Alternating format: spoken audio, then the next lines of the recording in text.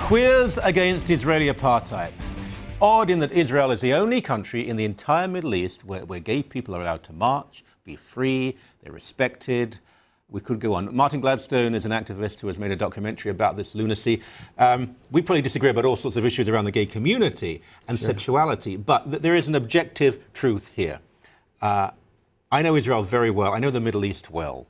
Israel is a country where gay people have full equality. You had a court forcing, even in Jerusalem, their right to march against the views of many Jews, Muslims, and Christians. Absolute equality. If you harm someone for their sexuality in Israel, you will go to prison. They've hanged 6,000 gay men in Iran. The only country that's targeted in the Pride Parade for condemnation in the entire region is the only country that respects gay people. I'm confused. I'm just a straight guy. Please help me here. Well, I'd like to help you and everybody else with this confusing issue. This has been going on for some time now, and Queers Against Israeli Apartheid is a group that that most people accept has become a hate group. Really? If you like. Yeah, and I don't use the term lightly. You don't call somebody a hate group lightly like that. But their only focus, as you said, is on the state of Israel, the Jewish state.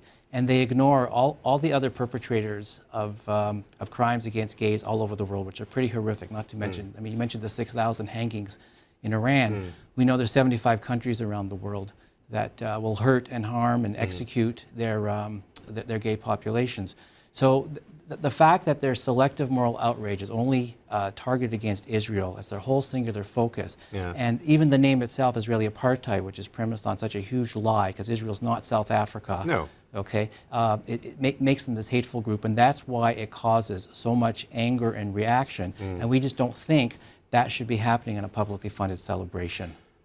How big is this organization? We talk about a dozen people here? No, you know, there's a core group, but what we see happening, Michael, is that they are using gay pride as the new arena to bash and ostracize and delegitimize the state of Israel. And what we see happening is that they bring in all these kids and these students and labor groups and other things, and especially students who they pull from university campuses from Israeli Apartheid Week. So they grow significantly in number. Okay, there can't be many Muslims or Arabs there, because if you identified yourself as being gay within the Muslim world, you can be in some very serious trouble. And I assume some of them are a few sort of odd, self-loathing Jewish kids as well. Well, they're seriously misinformed.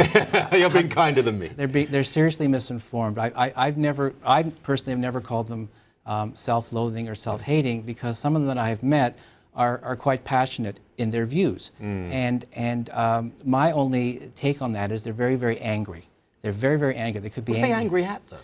Mummy, daddy? It could be. It could be mummy. It could be daddy. When they were giving deputations at City Hall, and councillors were challenging them, this was last year, to look at the city's anti-discrimination policy, and councillors would ask them very basic, straightforward questions to understand it further, such as, you know, how are gays treated in countries that surrounding Israel?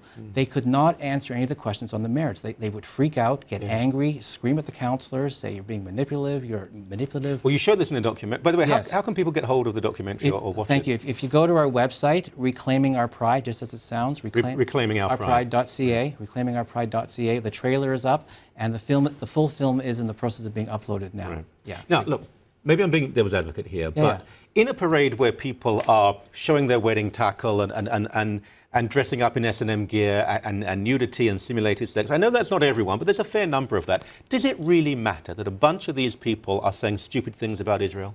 It wouldn't matter if the message wasn't so hateful and so dangerous. And the idea, I think in the Jewish psyche, we've seen this before in history, where you make the lie simple, you make it big, and just keep repeating it and repeating it.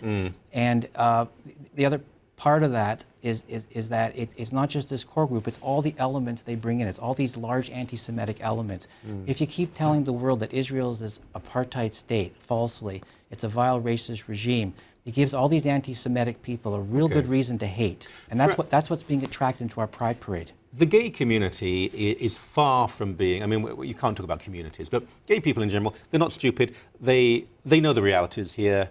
My experience, I was at a dinner last night. One of the people leading the Committee Against Anti-Semitism at a political level is a gay man. Surely most gay people say, this is just garbage. It ain't true. Exactly. And the large majority of the gay community thinks this group is absolutely divisive, it's destructive, and it brings all this hateful messaging in. And more than that, by focusing all their hateful energy against Israel, a world gay rights leader, they rob all the energy that we need to help gays all around the world. There's a point to that. So you see, here you have Michael Coren, this terrible homophobe, who's saying that I fully understand your point of view. Listen, I won't be at the parade in a million years, but I do believe that if you're going to have a parade and it's there should be a certain justice. And part of that justice is don't tell lies about the one bloody country in the region that says to gay people, you can have this march. Another country in the region would even...